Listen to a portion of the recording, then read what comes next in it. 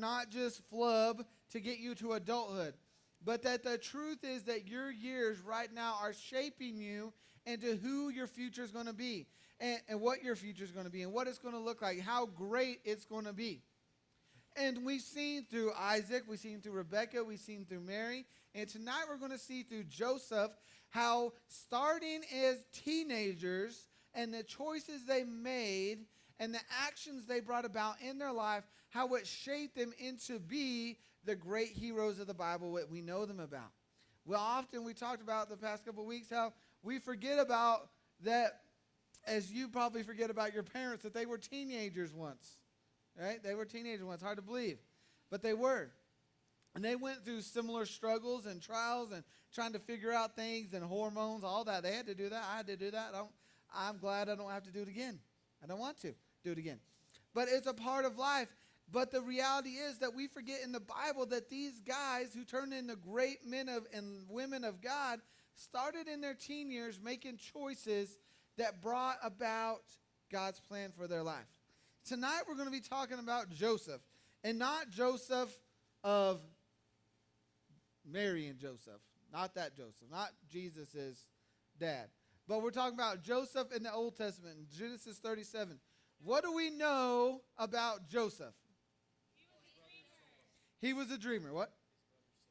His brother sold him because he had a nice coat. He was 17, and we're fixing to read that. Good job. Good thing I know you can read. That's good. What were you going to say? What? What else do we know about Joseph?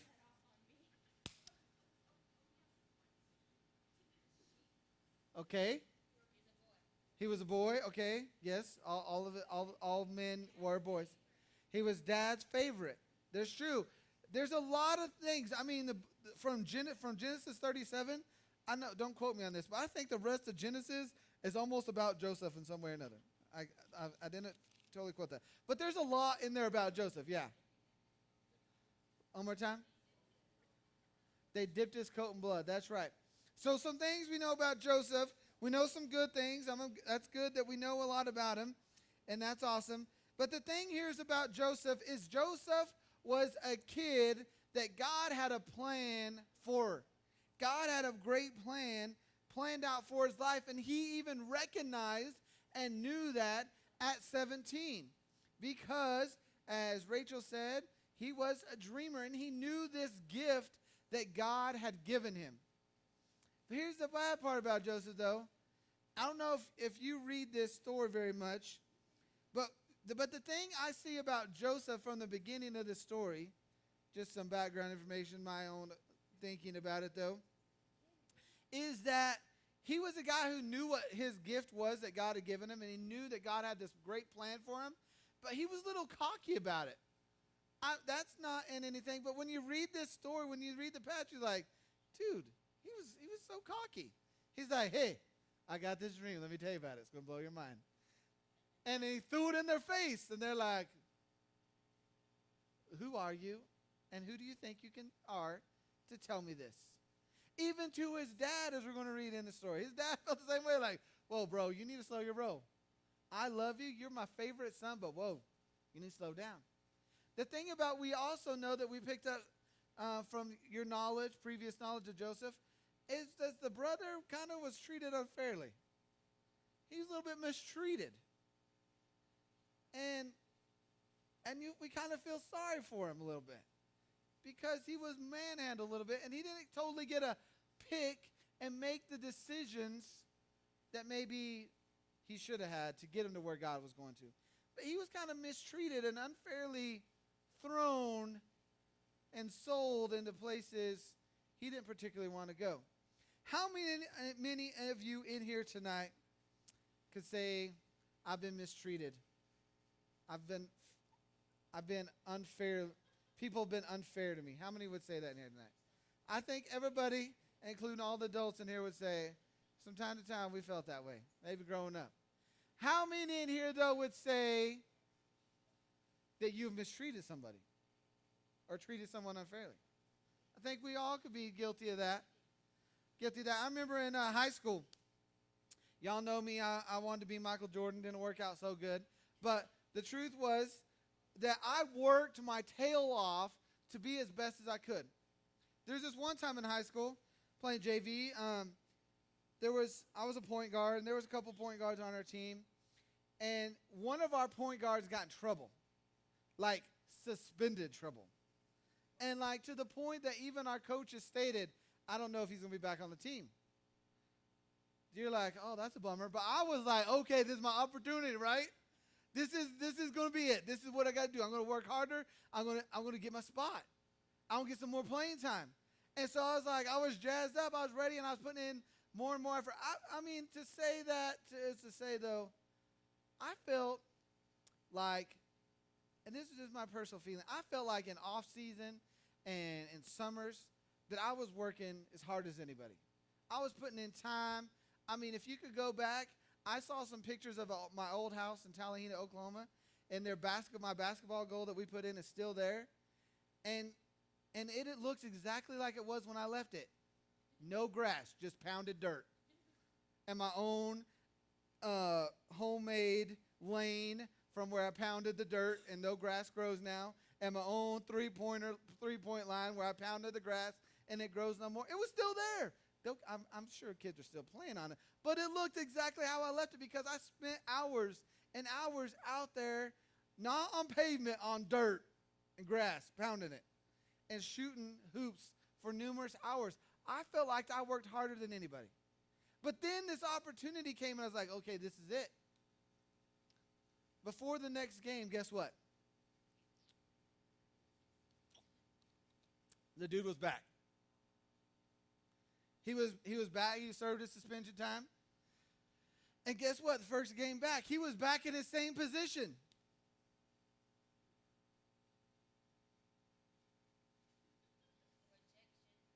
Thank you. Thank you. I'm like, what in the world? What happened? I got to tell you, I felt mistreated. I felt unfairly about the situation. I've been putting all my time in. I've been putting in my effort in. He couldn't even be at practice the past week, and he's in his same position. Would you say that's unfair? Okay, somebody support me said yes. Thank you, that one person. Thank you. Do you think that's mistreatment? I don't know. I don't know if you can call it mistreatment or not. But I thought, how in the world can that be? Much to say, I was a little down about it. You could even say I was a little upset about it. So much upset that my dad went and talked to the coach.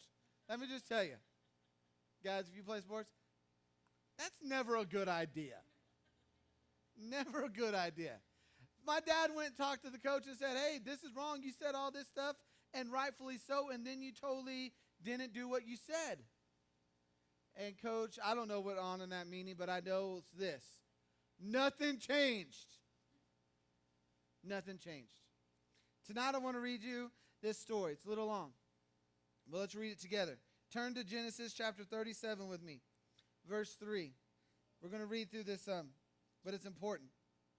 I might skip around if I feel like it, but let's read together. Genesis chapter 37, starting at verse 3, it says, actually, let's start in verse 2. This is the account of Jacob's family line. Or Joseph.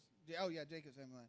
Joseph, a young man of 17, was tending the flocks with his brothers, the son of Bilhah, the sons of Zilpah, his father's wives, and he brought their father a report about them, a bad report about them. Now Israel loved Joseph more than any of his other sons, because he had been born to him in old age, and he made an ornate robe for him, or coat. When his brothers saw that their father loved him more than any of them, they hated him and could not speak a kind word to him. Joseph had a dream, and he went and told it to his brothers. They hated him all the more. He said to them, listen to this dream I had. We were binding sheaves of grain out in the field when suddenly my sheaf rose up and stood right while your sleeves gathered around mine and bowed down to it. His brothers said to him, "Do you intend to reign over us? Will you actually rule over us?" And they hated him all the more because of his dream and what he had said. It doesn't say Joseph said anything, but he's probably going, that's exact, yep. He didn't have to say anything. Verse 9. Then he had another dream, and he told it to his brothers. "Listen," he said, "I've had another dream, and this time the sun and moon and 11 stars were bowing down to me." He had 11 brothers. When he told his father as well as his brothers, his father rebuked him and said, "What is this dream you had? Will your mother and I and your brothers actually come, bow down to the ground before you?" His brothers were jealous of him, but his father kept this matter in mind. Now his brothers had gone to graze their father's flocks near Shechem, and Israel said to Joseph, "As you know, your brothers are grazing the flocks. Come, I'm going to send you to them." "Very well," he replied. So he said to him, "Go and see if all is well with your brothers and with the flocks, and bring word back to me." Then he sent him off to the valley of Hebron. When Joseph arrived in Shechem, a man found him wandering around in the fields and asked him, "What are you looking for?" He replied, "I'm looking for my brothers. Can you tell me where they are grazing their flocks?" "They have moved out on from here," the man answered. "I heard them saying, 'Let's go to Dothan.'" So Joseph went after his brothers and found them near Dothan. But they saw him in the distance and before he reached them, they plotted to kill him. "Here comes that dreamer," they said to each other. "Come now, let's kill him and throw him into one of those cisterns and say that a ferocious animal devoured him. Then we'll see what comes of his dreams." When Reuben heard this, he tried to rescue him from their hands. "Let's not take his life," he said. "Don't shed any blood. Throw him into the cistern here in the wilderness, but don't lay a hand on him." Reuben said this to rescue him from them and take him back to his father. Skip down. Verse 26. Judah said to his brothers, "What will we gain if we kill our brother and cover up his blood? Come, let's sell him to the Ishmaelites and not lay our hands on him. After all, he is our brother, our own flesh and blood." His brothers agreed. When the Midianite merchants came, his brothers pulled Joseph out of the cistern and sold him for 20 shekels of silver to the Ishmaelites, who took him to Egypt. When Reuben returned to the cistern and saw that Joseph was not there, he tore his clothes. He went back to his brother and says, "This boy isn't here. Where can I turn now?" They got Joseph's robe, slaughtered a goat, and dipped his robe in the blood. They took the ornate robe back to his father and said, "We found this. Examine it to see whether it is your son's robe." He recognized it and said, "It is my son's robe. Some ferocious animal has devoured him. Joseph has surely been torn to pieces." And his father mourned over their loss. This is a great story. It's a long story. I'm not going to lie. It's a long story, but it's a very important story. And there's a lot that encompasses this story. The reality is we see Joseph, it states, 17 years old. He was getting along. He had some responsibilities. He was getting to where he could partake in some of the chores, watch the flocks, do all that stuff. But the reality, we see that because of the plan that God and the gift that God had given him, he was this dreamer who we said was kind of a jerk about it a little bit, throwing his dreams in their faces. Even his father rebuked him and said, "Hey, dude, you need to slow your roll. You need to slow down because this is not the time and this is not how we use our gifts that God has given us." But the reality is that Joseph was loved by his father. And he made him that coat. And in turn, and we see in the story that he wasn't out with all the other brothers shepherding the flocks. He was at home with his dad. And his dad says, "Okay, I need to send you on an errand."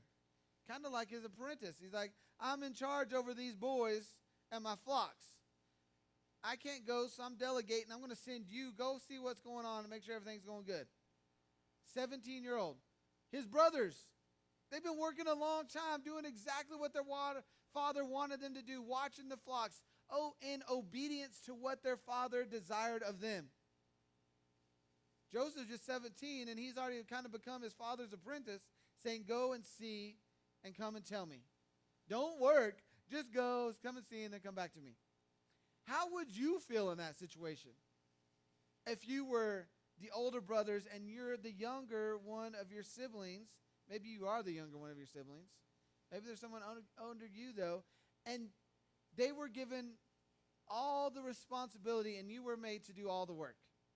How would that make you feel? Not very good, right? Not something that sign me up for that. Not something that we desire. But this was a reality.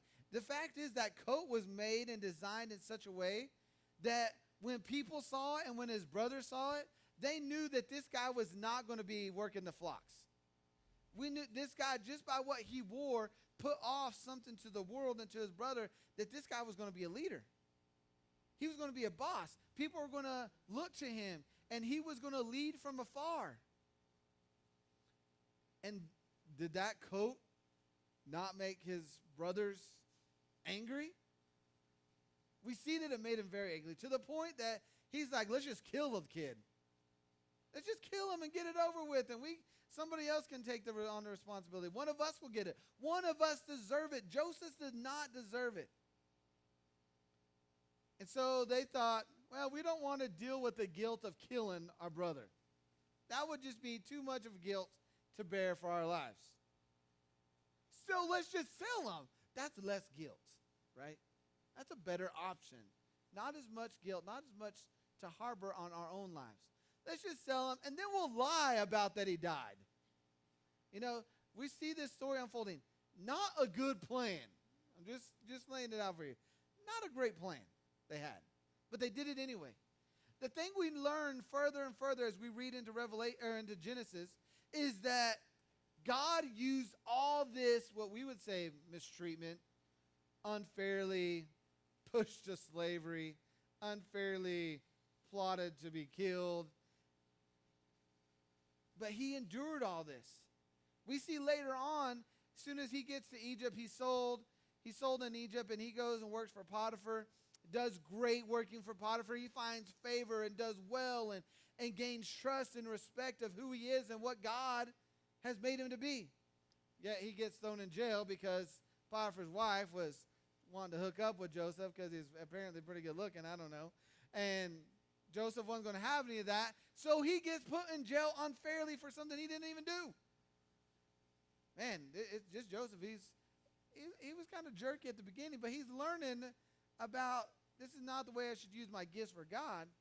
But in the midst of that, he's getting treated and mistreated unfairly over and over and over again. He finally gets out of jail because of his gift that he realizes that God has given him to use for good, and he goes to the king of Egypt, or the Pharaoh, and interprets the dream, and he makes him into the leader, basically, second in command of all of Egypt. And he is known all of Egypt worldwide as second in command to Pharaoh. Even to the point that Joseph is known for the guy who prepared them for the famine to survive the famine, so that none of them went without food. All of Egypt have food because of what Joseph did. Joseph, in the end of the story, later on, we didn't read all that part, we see God's plan unfold. But it's not without being mistreatment. It's not out with what we would say just unfair. The world was unfair to him. But all throughout, we see Joseph's story build up into what the greatness that God had planned for him. Even the point we see at the end of the story, it kind of turns full circle, and his brothers have to come begging, not Egyptians, come begging to their brother, unknowingly at the time, for food. What does Joseph do in that moment? Does anybody know? Does he say, no, be gone with you? No. Not say he doesn't play some tricks on them. Hey, I'd be there doing the same thing. Like, I'm taking advantage of this situation. But the truth is, the good point about it is that he gives them what they need. He provides for them. And he ends up being able to tell them, I know you did all this to me, and I'm okay with that. Should I be? No, but I am okay with that. I'm going to give you what you need. But look at what God has done at your hand. What you thought, what you were doing to tear me down and mistreat me, and even to the point that you wanted to kill me, look what God has provided for my life. Look what God has provided, and despite of everything that God it has gone on in my life. The thing I want you to hear today, life is not fair. There is not going to be any one person's life in this world, even Jesus, the perfect one, the one who lived holy and right for God every day of his life, treated unfair. He didn't deserve to die for us. He did anyway. He didn't deserve to get beat. He did it anyway. Because he knew what God's big picture was. Same thing for us. Life is not going to be fair. We're going to be mistreated. We're going to have times when we feel that, there's no reason I should be treated this way. There is no reason anybody should be able to have these things to say about me or treat me these ways. But guess what? We're going to be. Whether it's our hand or somebody else's hand. Whether it's happening to us or whether we're making it happen to other people. Life is unfair. We will be mistreated. We will have hard times in this life. But we have a choice to make. And I told you that story about me playing basketball. I could have made a choice either quit, because that could have been, just fed up with that. I've been working hard, not getting a lot of playing time, still working hard, had an opportunity, and you gave it away to somebody who had done wrong. Unfair. I had a choice to make. I could quit or I could keep going on. Now, I knew for me, and I just kept going on. Was I upset? Was I mad? Did I feel that it was unfair and mistreated? Yes, I did. But you know what? I kept going. I kept showing up early to practice, kept practicing on my own, kept lifting weights, kept running, kept working my tail off as much as I could. Now, did it get me any more playing time? No. I'm not going to lie, I didn't. But I knew at that point, even at that point, I began to know that this is not what, God was not using basketball for basketball in the future. God was using what I was going through at that moment, the training and what I was putting myself through to build my character and to build me up for the long run. Now, there are going to be things in your life that you're doing right now, things you love to do right now, things that you could think you could spend your whole life doing right now that aren't what God has for your future. It doesn't mean we stop. It doesn't mean that when we feel mistreated, we just quit. It doesn't mean when we feel that the life is unfair that we just commit suicide. That's not what this life is designed for, though that's what I believe many in our world are thinking. And thinking if this is what life is about, then there's no hope for my life. I will just end my life. That is not what we're going for. God is using the mistreatment, as we've seen in Joseph, the mistreatment and the feeling of unfairness in our world to prepare us for greatness in our world. But we have two ways to respond to that. We can be bitter, and we can put ourselves in anguish about our lives and the situation that we think that our life is in, or we can fight on. And we can get up every day and say, I'm going to do my best every day. Even if I don't do it best in the world's eyes, I'm going to do my best. I'm going to give it everything I got. Whether it's in relationships with your parents, whether it's in your chores, whether it's in your room and the possessions that you have been given charge over, responsibility for, whether it's with your car, with driving, with money, with your grades, with your extracurricular activities, with the sports, with all that your life consumes. If you get up every day, no matter what anybody says, no matter what the world says, no matter what the world's standards are that maybe you aren't reaching, but you're putting your best every day, you're going to get to the greater things that God has planned for your life because he's building you right now. He's building you from your foundation right now in your teen years to build you up, to be the strong tower, to be the greatness of which you will grow into be, no matter your stature. But the truth is, life is unfair. There will be troubles in your life. Get over it. Know it right now. I don't mean to say that in those times of trial in your life, when you feel that way, that you can't seek out myself or any of our adults to get help. Sorry, I don't know what that was. Did it?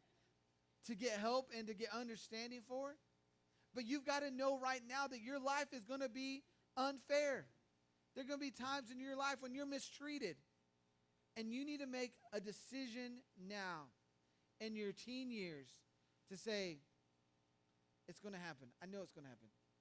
But I'm going to get up the next day and I can pursue life and pursue God with all I've got. Or you're not.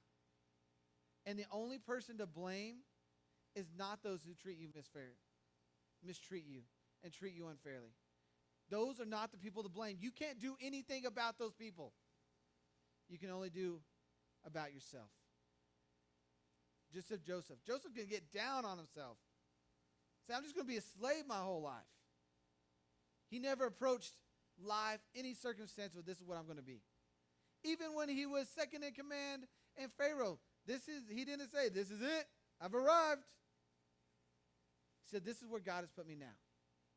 I will look for the greater things of God. Life is unfair. Look for the greater things of God. Let's pray. Heavenly Father, tonight I just come before you, and I think you've made your point clear to us tonight. Life is unfair. Lord, we know that you could feel the same way, and you have felt the same way. You've had the same thoughts of failure and disappointment about the way things went, or how it could have gone better, or how it should have gone. But dear Lord, you endured it for the greater things of God, and thankfully for the greater good of all of us who sit here before you, trying to follow in your footsteps. And dear Lord, tonight, I pray that we would all understand the fact tonight that though life is unfair, you're preparing us and using those things for the greater and greater things that you have planned for us. So, dear Lord, tonight there are probably people in this room who mistreated and harbor pain, harbor resentment, and maybe even the desire for revenge in their life because of what has happened in theirs. Dear Lord, I pray that they would just give that to you. They would just hand that over to you and say, this is yours. I got more things to do in this life. I don't need this because I'm going to look for the greater things to come. And dear Lord, I pray tonight that my friends here would understand that life isn't going to be fair, but they're making the choice and they're understanding tonight that they're going to battle through because they know what's on the other side. They know what's to come in the future. Well, maybe will there be several mistreatments and unfair feelings down the road? Yes, there may very well be. But dear Lord, may we never give up on the hope and the truth that we find in your word. And we find even in the truth of Jesus Christ who died for us. In his life he lived, that we can endure those things for beyond and the greater things that you have planned for our lives in the future. Dear Lord, I pray that you just settle upon my friends here tonight. Make yourself known to them. May the next time they feel mistreated, their life has treated them unfairly, may they be reminded of Joseph and how he endured for the greater things of God. Be upon them all, I do pray in Jesus' name. Amen. You are dismissed. Y'all have a great night. I'll see some of you at VBS in the morning. And y'all get signed up for VBS. Not VBS. Signed up for teen camp. Signed up for mission trip. See you a week from Tuesday for work day. And start talking up